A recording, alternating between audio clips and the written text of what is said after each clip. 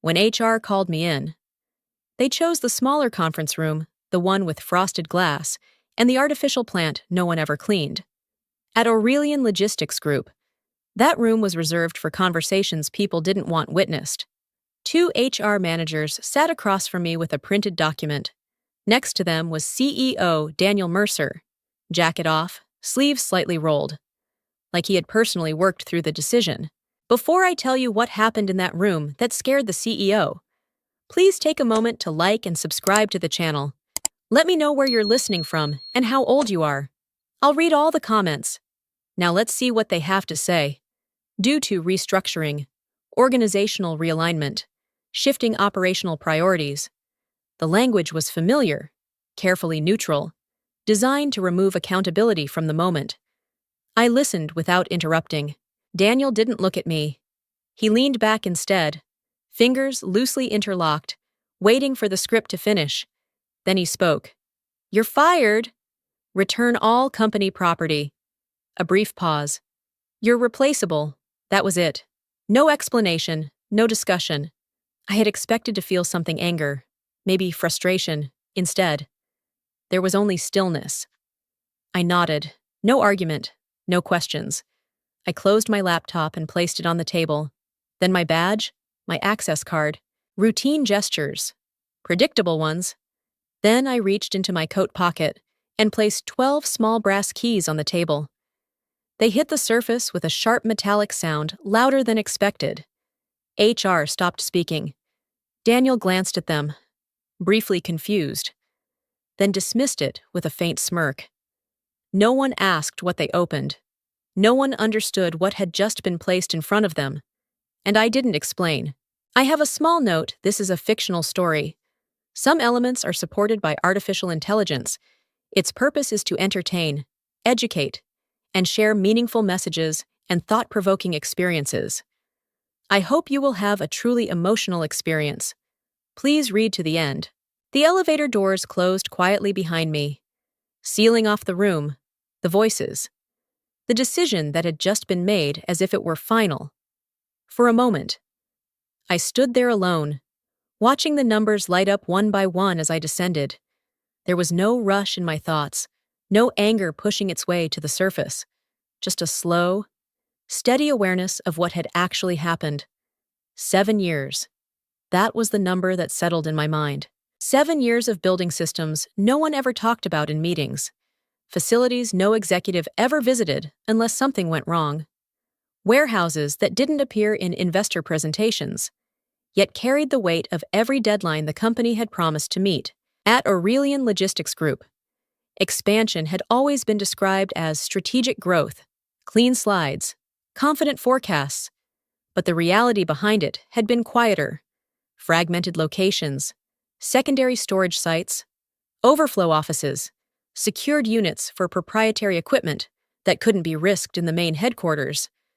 I had built that network piece by piece, not through departments, but through continuity. Most of the agreements weren't handled by legal teams cycling in and out.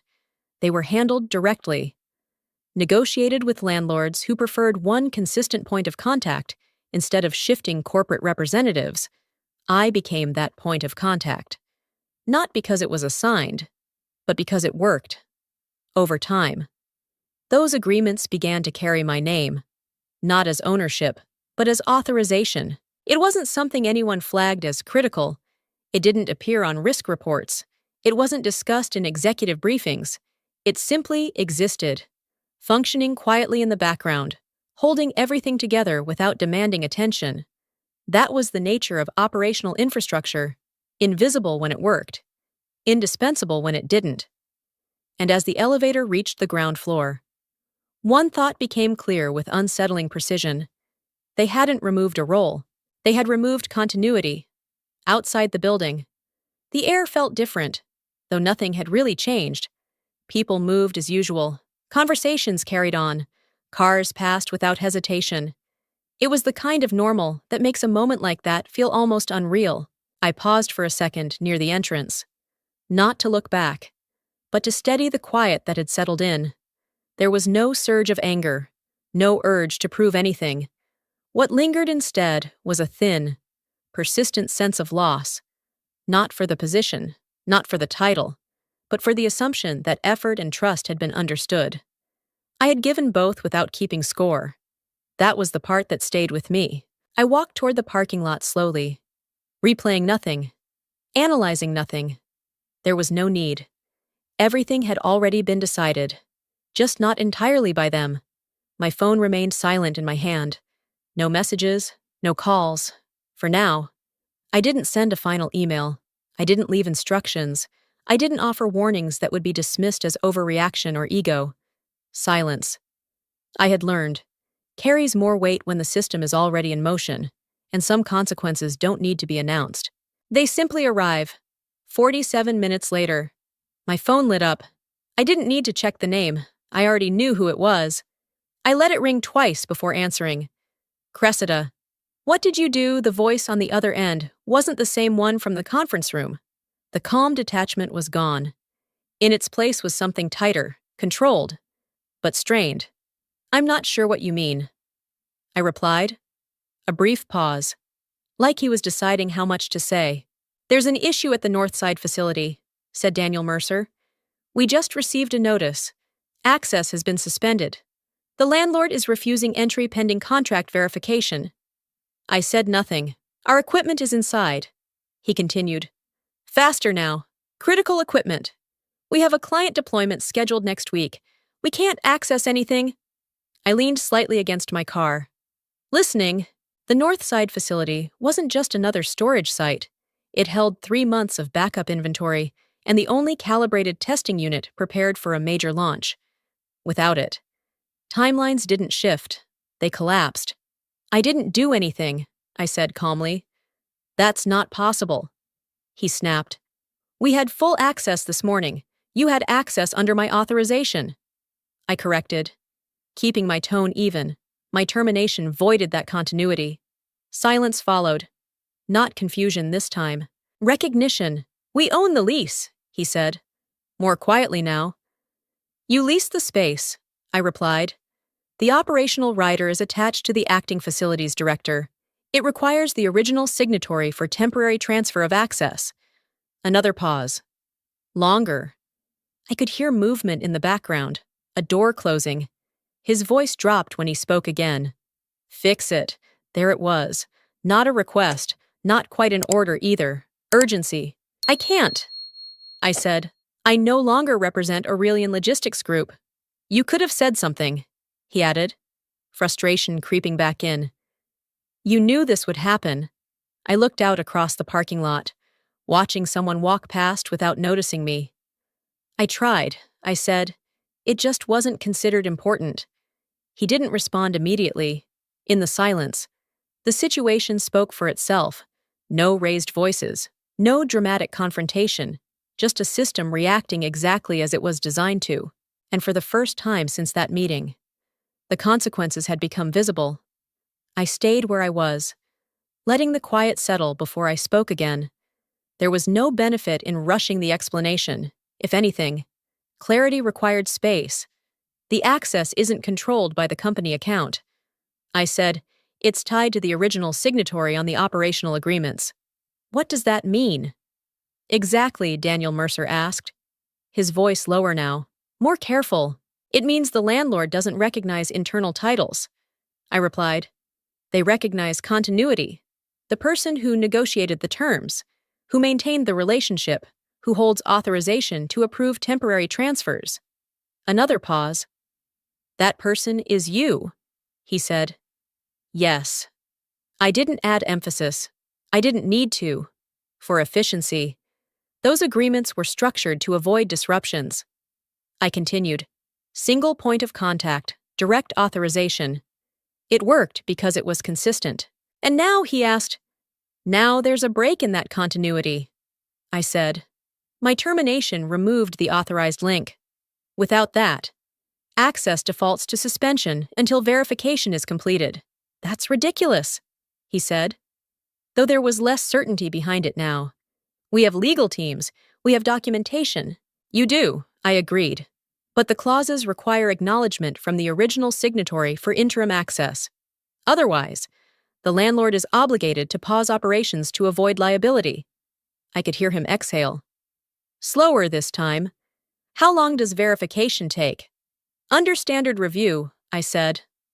Several weeks, possibly longer, depending on how many locations are affected. And how many are affected? He asked. I didn't answer immediately. More than one. I said finally. Silence returned. But it felt different now. Not defensive, not dismissive, calculating. Everything I had built over 7 years had never been designed to create leverage. It had been designed to prevent failure, redundancies, safeguards, relationship-based agreements, each layer added to ensure stability. But stability has a condition. It depends on understanding what holds it together. And all of this, he said slowly, was attached to your role. No? I replied. It was attached to my authorization. The distinction mattered. Roles can be reassigned. Authorization, once removed, doesn't transfer automatically. And that was the point where the situation stopped being theoretical. It became operational. If you think the CEO did the right thing by firing someone he believed was replaceable, go ahead and comment agree. But if you believe that decision was careless, and that the consequences unfolding now were inevitable, then show it with a like on this video. By mid-afternoon, the shift became official. The call didn't come from Daniel Mercer this time. It came from the board. A formal email first, then a scheduled virtual meeting within the hour. No delay, no attempt to route communication back through internal channels. That alone said more than any explanation could. When the screen connected, the tone was different immediately, controlled, measured, but not defensive. The chair of the board spoke first. Cressida, thank you for making time. We'd like to understand the situation. Not what happened. Not what I had done. What they had missed. It was a subtle distinction, but an important one. I can walk you through the structure, I said. They nodded, so I did. I explained the decentralized network, the secondary facilities, the relationship-based agreements that had been built over time, not through departments, but through consistency. I outlined how authorization had been designed to prevent disruption, not create dependency. I shared documentation, contracts, clauses, nothing hidden, nothing exaggerated, just the system as it existed. The CEO was not aware of this level of dependency. One board member said after reviewing the files, I reported it in quarterly summaries. I replied calmly. It was categorized as low risk. Why low risk, another asked. Because continuity was assumed. I said, and I was not considered a point of failure. That answer stayed in the air longer than expected. There was no argument, no attempt to redirect responsibility, just a quiet recognition settling across the call. Corporate language often reduces people to roles, to interchangeable units. It works well in theory, efficient, scalable, until the structure underneath doesn't align with that assumption. Understood. The chair said finally, what would be required to restore temporary access? There it was. Not blame, not reaction. A shift toward resolution. And more importantly, a shift in who was now asking the questions. I didn't rush to answer right away. The situation didn't require urgency from me anymore. It required accuracy. The structure wasn't built around control. I said, it was built around continuity. The board remained silent, listening. Most of the facilities operate under relationship-based agreements. I continued. Not just legal documents, but working trust between consistent parties. That's why a single point of authorization was maintained. It reduced friction, ensured faster decisions, and prevented operational delays. And now that point is gone. One of them said, for the moment, yes. I replied, which triggers the safeguard clauses. I pulled up one of the agreements and shared the relevant section. These clauses weren't designed to restrict access. I explained. They were designed to protect it. If continuity is interrupted, the system defaults to verification before allowing further activity. It's a stability mechanism. So the suspension we're seeing, another member said slowly, is automatic. I finished. Not initiated, not escalated, just enforced. That distinction mattered because it removed intent from the equation. No sabotage, no retaliation, no hidden action taken after I left. Only a structure responding exactly as it had been written to do. The facilities, the inventory, the equipment, everything is still intact, I added. Nothing has been lost. Nothing has been altered. Access is simply paused until the authorization chain is restored or legally reassigned. And without that, the chair asked, each agreement would need to be reviewed individually. I said, revalidated with the landlords, possibly renegotiated depending on their requirements. That could take weeks. It likely will. I said. The room grew quiet again. But this time, it wasn't uncertainty. It was understanding, for years.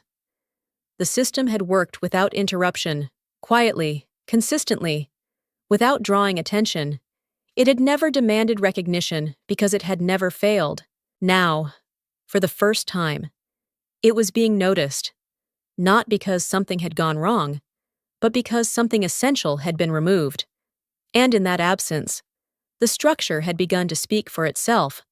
I let the silence settle before offering anything further. They didn't need persuasion. They needed options.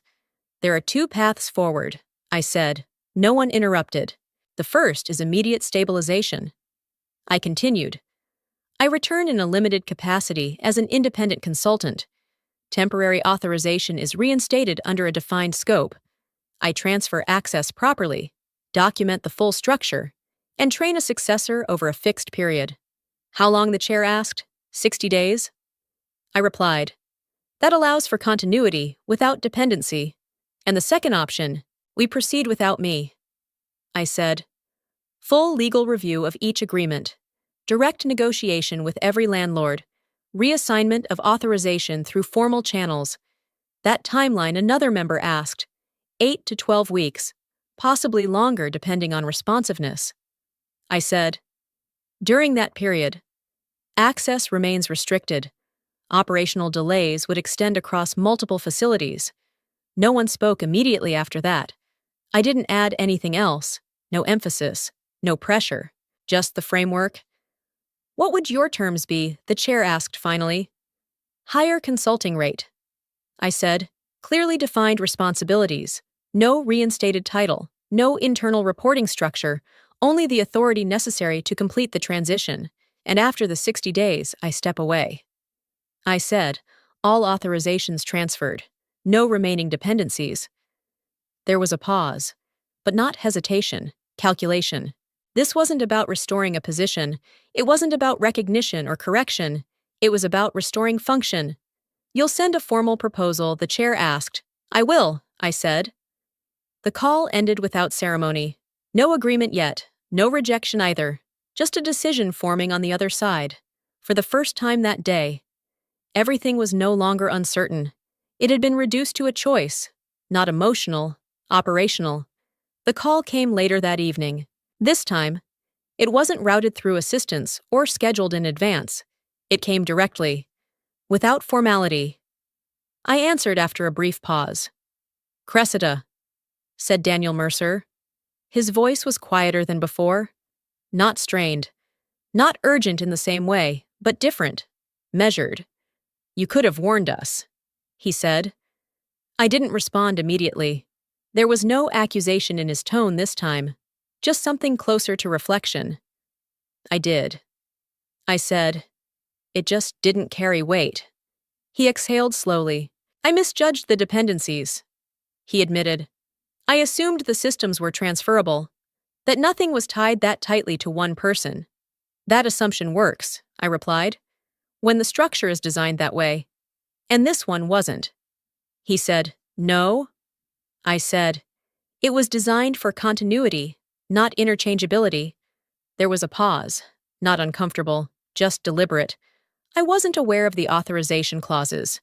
He added, they were documented. I said, but they weren't prioritized. Another pause followed that. I see that now. He said, it wasn't an apology, not in the traditional sense. There was no direct acknowledgement of fault, no attempt to correct the earlier tone, but it was closer than anything I had expected. I'm not calling to argue. He continued. I just needed clarity. You have it, I said. Silence again. But this time, it felt settled. I've reviewed the options you presented to the board, he said. They're leaning toward the consulting arrangement. That would restore access immediately. I replied. Yes, he said, and limit long-term exposure. There was a shift in how he spoke now. More precise, less performative. I should have handled the termination differently, he added after a moment. I let that sit. I'm not interested in proving you wrong. I said, I'm interested in being accurate. He didn't respond right away. Then, quietly, understood. That word carried more weight than anything said earlier in the day. Not because it fixed anything, but because it acknowledged something real. We ended the call shortly after that.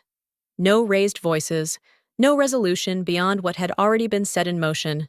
Just a recalibration, not of roles, but of understanding. The next morning, I signed the consulting agreement. The terms were exactly as outlined.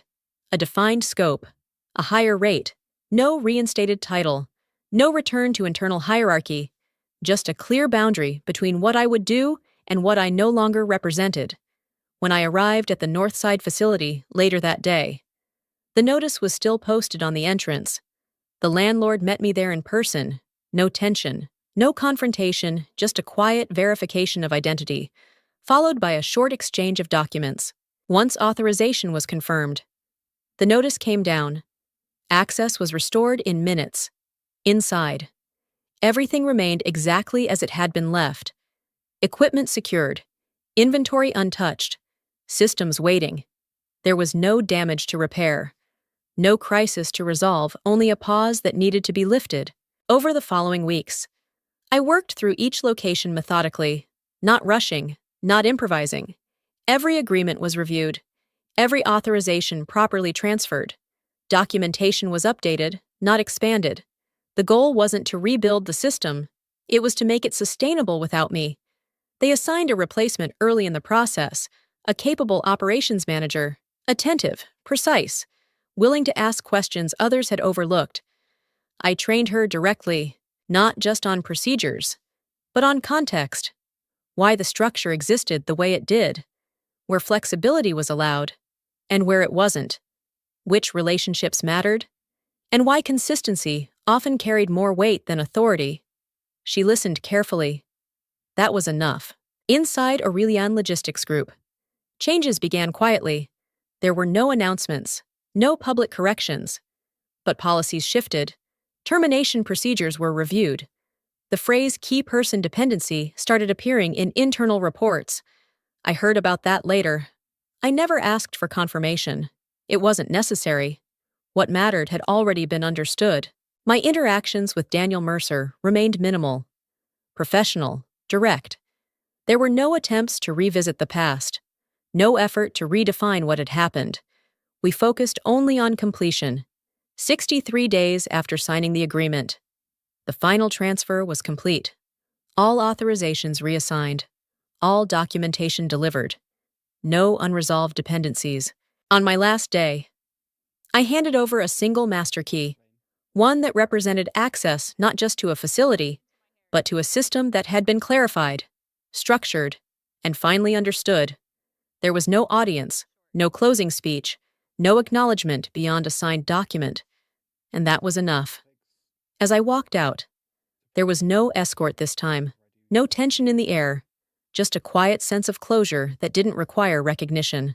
People often expect moments like this to be dramatic, to end with confrontation or visible reversal, but it wasn't like that.